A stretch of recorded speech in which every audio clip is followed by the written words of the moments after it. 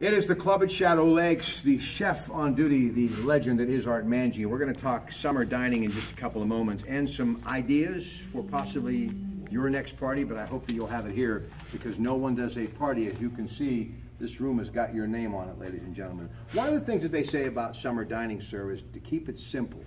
Is that a good idea?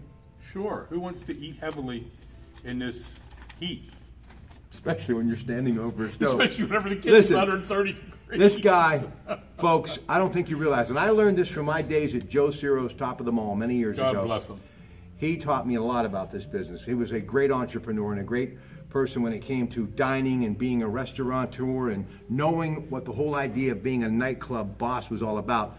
But I remember as a young busboy and as a waiter and as a maitre d', when you went in that door or out that door, the first thing, especially this time of year, it was that heat wave that you were entering or the heat wave that you were leaving and coming into the nice air-conditioned dining room. No matter how much you try to keep it cool in the kitchen, it's hard.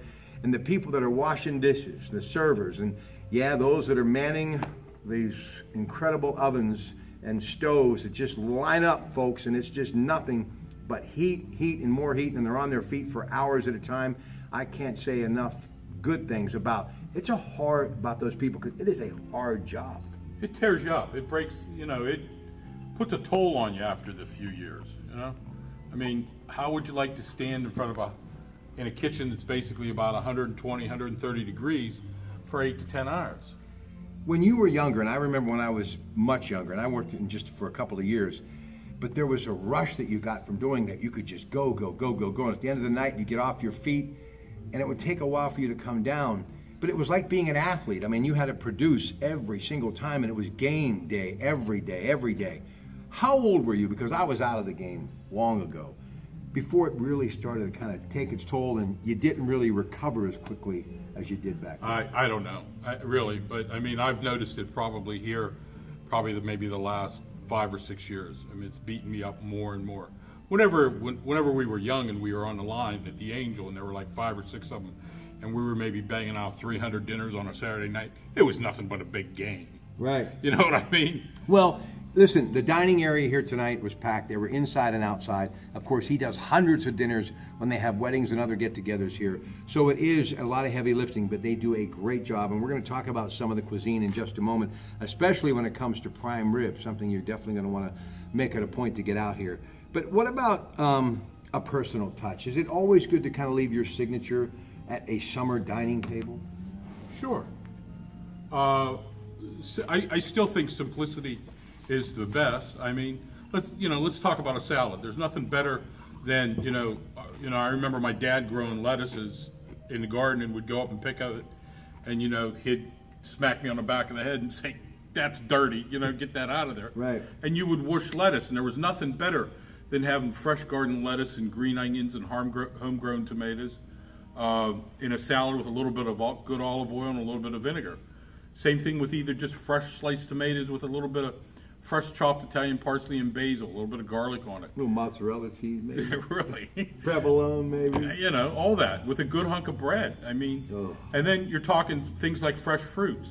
I love peaches whenever they're peaches and blueberries in a salad tossed with a little bit of balsamic glaze is just delicious. Fresh watermelon, sweet watermelon by the seeds, so that you don't have to sit there and spit them out. Funny you should mention that. Seedless. But earlier on the Coons Cooking Show this week, Sunday, and this week it's going to be spring to summer produce. John Clemens, who's the produce manager at all 9 neighborhood Coons markets, will be our guest with Joe and Frank Dentisi. But Joe and I were talking about these seedless watermelons. I'd rather have the seeds. For some reason, really, it just tastes sweeter and more like a watermelon. Well, let's put it this way: if you're making a watermelon and strawberry salad with a little bit of feta cheese, you don't want those. You don't want the seeds. Okay.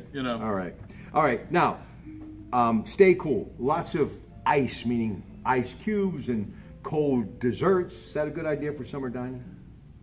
I think a lot of nice iced beverages, like tea maybe a good peach tea. You could always throw a little bit of Grey Goose in it, which always could just give you that little bit of pizzazz, or a little bit of Patron. You have lemonades. You take lime and put it in a little lemonade. You take some fresh oranges, squeeze it in lemonade. It's delicious. It's refreshing. Fresh mint, fresh basil, and lemonade. Let's get back to the Grey All right, Goose. I'm sorry. Let me focus. Let's get here. back to the Grey Goose and the Patron. Okay. I don't wear my big boy pants often enough to drink that stuff, but I love all of this fine wine and spirits. I'm the guy who could window shop for hours in one of those great stores, those Chairman Select stores, over 800 varieties of wine, and I just marvel at it. And you've got vanilla now, you've got apple now, you've got Crown Royal, Jim Beam doing all sorts of things. It has never been a better time to actually want to prepare some wonderful drinks at your home, especially if you're dining outside on a night like tonight, which is absolutely spectacular. Exactly.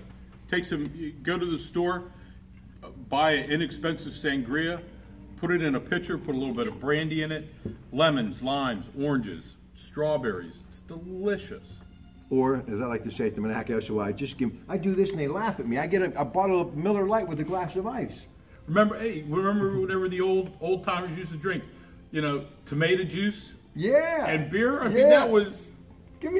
I forgot about that. That's an old time Monaco thing, boy. Where you at? Yeah, I know. A little splash of salt. Yep. My goodness, I might have to try that. I'll probably get banned from the SOI. All right, listen. Cocktail hour. More on this cocktail hour. You want to keep it simple, but boy, martinis still rule, don't they? Martinis still roll, and I still think for the summertime that alcohol is like too intense. It's too strong. It's too heavy. Nobody says, and you talked about Chairman wines and all that kind of stuff. Nobody says you have to go. Sebastian used to do a little trick. The great Alex Sebastian. I'm sorry, the great Alex Sebastian. That's right. I'm sorry. Used to do a little trick when he had a dinner party.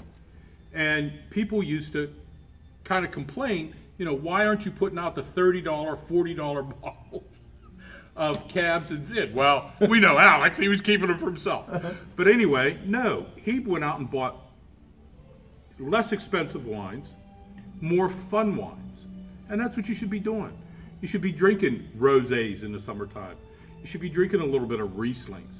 Have fun with it. Oh, and that Pinnacle vodka, by the way, that bottle, a lot of them made in our hometown of Monaco at Anchor Hocking too. So I didn't know that. Listen, I support Pinnacle.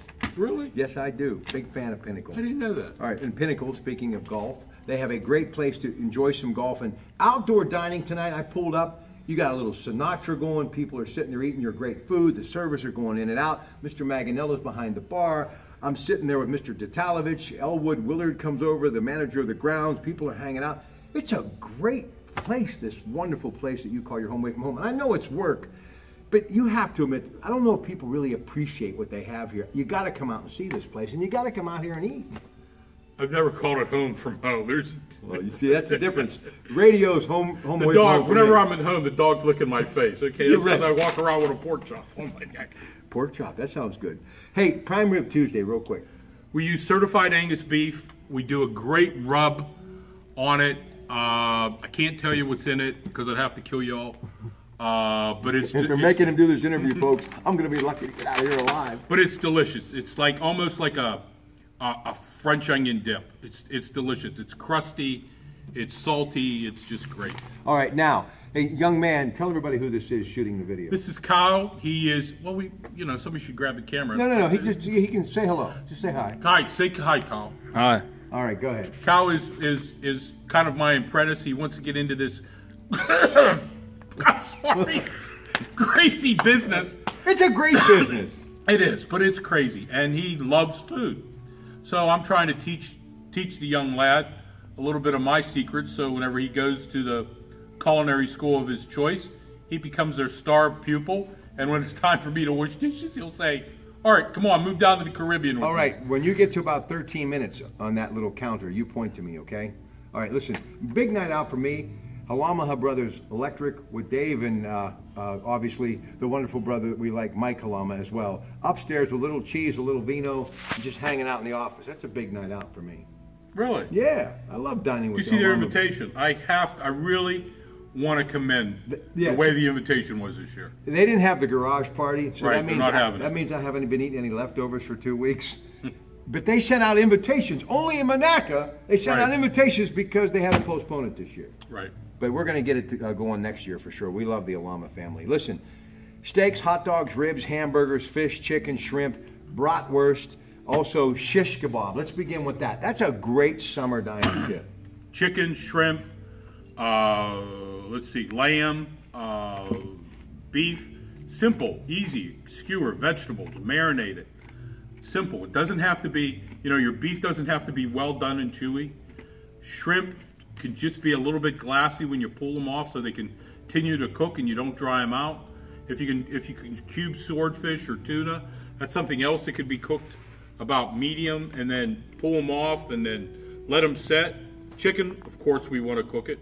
Pork, pork can still have a little bit of pink nowadays. Pork is not, whenever my dad was growing up, right. And, when your parents were growing up, pork's a lot safer now. So, pork, you could still be surprised how many people order it like medium. My mother used to start New Year's Day pork a week ahead of time. I mean, it was we'd be like this watering at the mouth, wanting to eat. We used to cook pork for like 9 hours back then. All right, now, steaks. Let's talk about Delmonico steaks and what you can do with the gristle, and that can actually help you, and a little marbleization to it is a good thing when you're putting it on the grill. Marbleization is fat, and fat, to me, because of my boyish figure, I love the taste of fat. Amen. Okay? Now, my son's into this big health kick, and he trims every ounce of fat out of a steak before he eats it. God bless him. He can do it. That's what he's accustomed to. That's what he wants. And, I don't want to argue with anybody, but you need fat in items to grill, to tenderize. It puts the spaces between the fibers of the meat. It's just a wonderful thing. All right. McDonald's hamburgers are great, but there's nothing like cooking a hamburger on the grill. And they do all of that stuff here, too. Hot dogs are always great on the grill. Ribs, just be prepared to get your hands a little bit dirty, but it's worth it. Let's talk about fish and grilling fish. It's one of the things that Joe Dentisi and Frank and I talk about. People are really afraid, like Joe says, to do anything with seafood, but you shouldn't be, right? No, you really shouldn't be. And now I've seen, I don't own one, but I've seen pans out there that are specially designed for the grill to do fish in. And you can grill, you can do the more delicate fishes because of these Teflon pans. Mm-hmm. And I mean, you can do grilled sole, you can do grilled scrod, salmon, of course, everybody's into salmon. Swordfish, tuna, doing a grilled tuna that's rare and putting a real nice sauce on it, either a wasabi or a soy or ginger or just like roasted garlic and olive oil with some parsley in it. Did you like ginger or Marianne better in Gilligan's Island? Speaking of ginger, I don't know. I'm just so lonely. Ginger was my babe. Redhead. And really? I love the clothes. The little cat outfits and everything else. I've been looking for her along the shore of the Ohio River for like the last 3 years. She just doesn't show up. All right, before we go, chicken, very versatile meat. People love it, bone or boneless. You can, fillet it. You can barbecue it. What about chicken as far as summer dining? Well, I'll tell you what, Tank, Jesse, my sous chef and I. Very good. We like the thigh meat. My family likes the thigh meat. Once again, except for my son, because of his health kick, it eats nothing but breast. But thigh meat is, number one, cheaper. Number two, has a lot more flavor. And number three, it has a tendency to dry out less on the grill.